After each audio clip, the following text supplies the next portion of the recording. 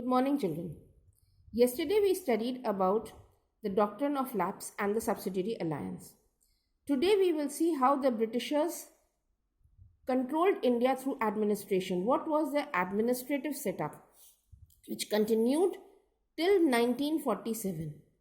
You see, it's a very long story. Initially, it was the British East India Company who was ruling India with the support of the British Parliament, but after the War of 1857, the East India Company lost its control and the India was directly under the British Parliament.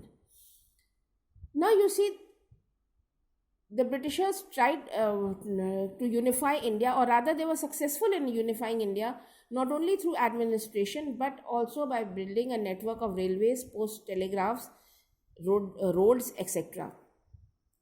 So the East India Company had basically come to India for trade. So the main intention of this organization, of this group, or this business organization was profit. So keeping that in mind, they first occupied Bengal, then they looked towards North India, and slowly towards the whole of India. Now the main objective of the British were to increase the profit in trade and to increase their territories in India and to consolidate their power. So they had only three main intentions in the beginning. First, to increase their profit, then to increase the profitability of the territories it held, and to consolidate the hold over India. So कल हम लोगों ने subsidiary alliances के बारे में पढ़ा था और डॉक्ट्रिन ऑफ लैप्स के बारे में पढ़ा था कि किस तरह से उसके थ्रू अंग्रेज़ों ने इंडिया पे कब्जा किया। तो आज हम पढ़ेंगे उनका एडमिनिस्ट्रेटिव सेटअप, किस तरह उन्होंने एडमिनिस्ट्रेशन को इस तरह इतना पक्का और पुख्ता बनाया कि पूरी इंडिया में कंट्रोल करने लगे। सबसे पहली बात, उन्होंने काफ़ी कुछ किया इंडिया को यूनिफाई करने के लिए। एक यूनिफॉर्म एडमिनिस्ट्रेशन दिया, रोड्स, रेलवेज, टेलीग्राफ्स, ये सारी चीज़ें उन्होंने अपनी सुविधा के लिए बनाई थी, लेकिन वो कारगर हुई, बाद में हिंदुस्तान के काम आई, बहुत ज़्यादा काम आई उनको अपनी आज़ादी की लड़ाई बनाने में। तो उनका मेन मकसद क्या था कि जब ट्रेडर्स बन के आए थे, वो राज करने नहीं आए थे, उनका मेन मकसद था ट्रेड। ईस्ट इंडिया कंपनी यहाँ बिजनेस के लिए आई थी, लेकिन उनको पार्लियामेंट का पूरा सपोर्ट था। उनका मेन था अपनी प्रॉफिट बनाना, मुनाफा बढ़ाना, किस तरह से जिन टेरिटरीज वो अंडर में है उससे ज़्यादा से ज़्यादा पूरा प्रॉफिट वो कर सके और अपना होल्ड इंडिया पर मजबूत कर सके। So you see now what they did, that first they chose three important towns: Calcutta, Bombay and Madras. These three were known as the presidencies. Later on they came to be known as the first metros of India. These three presidencies were under governors and the rest of India was under a governor general. These governors were also under the governor general who had overall in control or in charge of the country. तो सबसे पहले इन लोगों ने क्या किया, तीन बड़े शहर चुने, कलकत्ता, बॉम्बे एंड मद्रास। इनको इन्होंने प्रेसिडेंसीज का दर्जा दिया, बाद में इनको मेट्रोस का दर्जा दिया गया और इन प्रेसिडेंसीज को के हेड होते थे गवर्नर, जो कि सारा एडमिनिस्ट्रेशन देखते थे। बट ओवरऑल इंडिया में एक गवर्नर जनरल था जो पूरे एडमिनिस्ट्रेशन की देखरेख करता था। Now administration was again divided into four parts. One was the civil administration or the general administration or the civil services, then the army, which was under British control, then the police to maintain law and order, and judiciary to dispense justice. Now इन्होंने चार भागों में उसको बांटा। पहला था civil administration, general administration जो होता है, उसके बाद आर्मी, क्योंकि आर्मी रख रखाव के लिए, टेरिटरी के लिए बहुत ज़रूरी थी, पुलिस लॉ एंड ऑर्डर के लिए, और फिर जुडिशरी न्याय के लिए। नाउ इन सब मामले में after Warren Hastings came Lord Cornwallis. Lord Cornwallis is said to be the father of modern civil services. He in fact organized everything.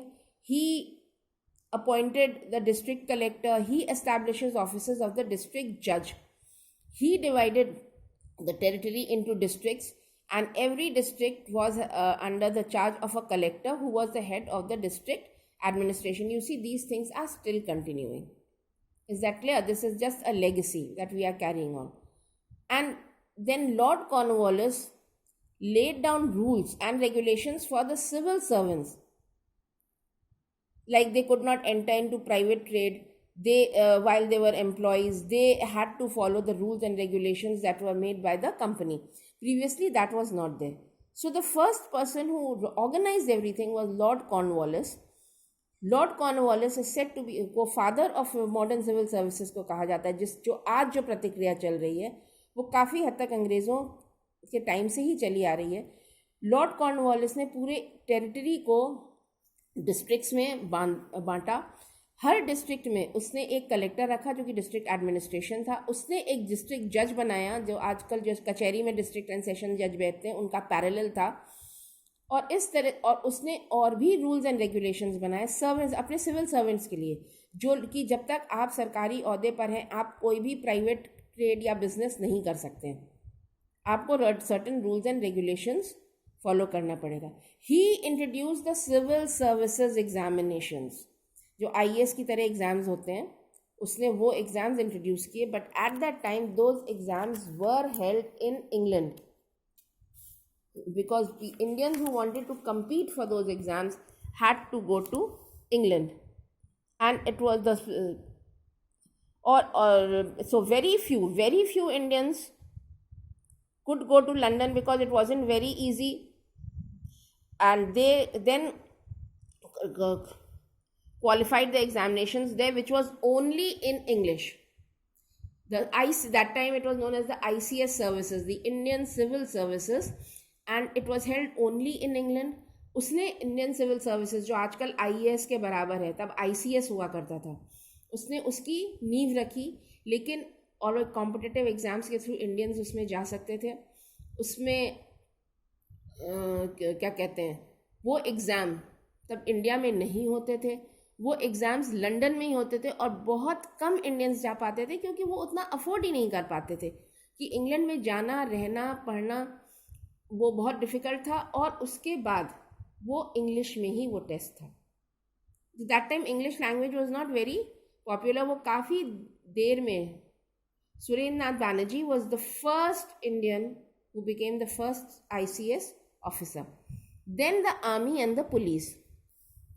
The army was given control of the territories and it was their duty to suppress any revolt or rebellion which was against the British government. Army का काम था कि वो पूरे area को control करेगा और जो भी कोई अंग्रेज़ों के खिलाफ बगावत करेगा वो उसको वो सप्रेस करेंगे या उसको पुट डाउन करेंगे या उसको ख़त्म करेंगे. Now they were known as sepoys. वहीं से ये सिपाही वर्ड जो आया है, आजकल जो फौजी के लिए बोलते हैं सिपाही, वो वर्ड वो they were known as sepoys. So sepoys से ही बाद में सिपाही बन गया. And who joined these Indian army? They were the farmers who were losing their land and they were now when they joined the army they had a decent salary and also a prestige. And the northern Indian population, UP, Bihar, Jharkhand, most of the soldiers were from here. तो अब इन फौज में कौन गए? किसान थे जिनके पास ज़्यादा खेत खलियान नहीं थे, ज़मीनें नहीं थी. तो वो जब उन्होंने आर्मी ज्वाइन की उनको एक रेगुलर इनकम तो मिली और उसके साथ साथ उनको एक इज्जत भी मिली कि अरे भाई वो फौज में काम करता है बोल के. और ज़्यादातर फौजी जो थे ये UP, बिहार और झारखंड एरिया से, प्रेजेंट डे झारखंड एरिया से थे. Now these people were well trained and disciplined. जो ये आर्मी के सिपाही थे ये अच्छी तरह इनको ट्रेनिंग दी गई थी, इनको डिसिप्लिन में लाया गया था, इनको रेगुलर सैलरी मिल रही थी. So naturally they were loyal to the British but very sensitive to their caste and religious issues. वो जब तभी वो म्यूटिनी हुई ना, जब वो रिवोल्ट की, आगे हम लोग पढ़ेंगे ग्रीस कार्टेजेस के बारे में, अपने रिलीजन के बारे में, अपनी जाति के बारे में ये बहुत ही सख्त थे. हालांकि वो ब्रिटिशर्स के साथ लॉयल थे. पुलिस फोर्स का फंक्शन था लॉ एंड ऑर्डर मेंटेन करना इन द डिस्ट्रिक्ट. और तभी ये थाना, ये पुलिस चौकी, दरोगा, चौकीदार, ये सब तभी बने. अभी जो हम लोग देखते हैं जगह जगह नाका है, थाना है, that all was started by Lord Cornwallis. Her district में एक थाना हुआ करता था. Every district had a thana with a daroga as the head, and towns and villages has kotwals or chowkidars. So, and the head of the district was the district superintendent of police and the present day SSP. Is that clear? So, the work of the police was to maintain law and order in each district. Law and order maintain करेगा, कहीं दंगा नहीं हो, लड़ाई नहीं हो, ये सब देखेगा. उसके बाद हर डिस्ट्रिक्ट में उसने एक थाना बनाया, जैसे पुलिस चौकी कैनिंगटन या यहाँ पे जो आपके भापामाऊ वगैरह में है. फिर हर थाने में एक दरोगा होता था. दरोगा आज भी होता है. हर गांव में एक कोतवाल या चौकीदार होता था जिसका काम होता था लॉ एंड ऑर्डर मेंटेन करना. और पूरे डिस्ट्रिक्ट एक superintendent of police means SP या एसएसपी जो आजकल से सीनियर सुपरिटेंडेंट ऑफ पुलिस था उसके अंडर में होता था. So the people, it was the army and the Indian policeman on the higher post who were very loyal to the British and they help in curbing the crime. तो ये जो senior police officers थे, इन लोगों ने crime रोकने की बहुत कोशिश को, इन लोगों ने क्राइम रोका. जो डकैती जितने भी थी ये सब चीज़ें होने लगी. लेकिन ये लोग काफ़ी करप्ट थे और अनसिम्पैथेटिक थे. ये लोगों की भावना को समझते नहीं थे और इसीलिए इनको ज़्यादा सपोर्ट नहीं मिला. Last we come to the judiciary. Judiciary मतलब न्याय. Now you see at that time the justice was dispensed according to the whims and fancies of the king or the ruler. Now he was the first person who codified law. उसने एक law commission बनाया. Excuse me. उसने एक law commission बनाया और पूरे law को उसने एक किया. इंडियन पीनल कोड उसने बनाया और उस according to that there were the same rules और the same laws for the entire country. But then to there was a practice that Indians and Europeans were tried separately. Means Indians को Europeans को Indian जजेस नहीं सुन सकते थे. तो judiciary बनी. उसमें उसने दीवानी सिविल और क्रिमिनल कोर्ट अलग किया. सिविल कोर्ट को दीवानी अदालत बोला, क्रिमिनल कोर्ट को फौजदारी, जिसको आजकल हम लोग डिस्ट्रिक्ट और सेशंस कोर्ट कहते हैं. ही कोडिफाइड लॉ. उसने पूरे इंडिया के कानून को एक लॉ कमीशन बनाया. 1833 में लॉ कमीशन बनाया और सारे कानून की एक कोड में एक जो आईपीसी, अभी भी आईपीसी की धारा बोलते हैं ना, इंडियन पीनल कोड, उसको कोडिफाई किया. उसका मतलब था वन लॉ फॉर ऑल, मतलब कि सबके लिए कानून बराबर है, कोई के लिए अलग कानून नहीं है. और उसके बाद उसने, लेकिन एक चीज़ थी, यूरोपियंस को इंडियन जजेस ट्राई नहीं कर सकते. सो पहले देखिए, last week that the Britishers came as traders, but they had full political and economic control over India and they virtually became masters of India and we only got freedom in 1947. तो इस तरह से हमने देखा जो एक traders बनकर आए थे, किस तरह से उन्होंने पूरी कंट्री को पर कंट्रोल किया अपने सोशल, अपने इकोनॉमिक और पॉलिटिकल गेन्स के लिए, और हमको आज़ादी मिली 1947 में. Thank you.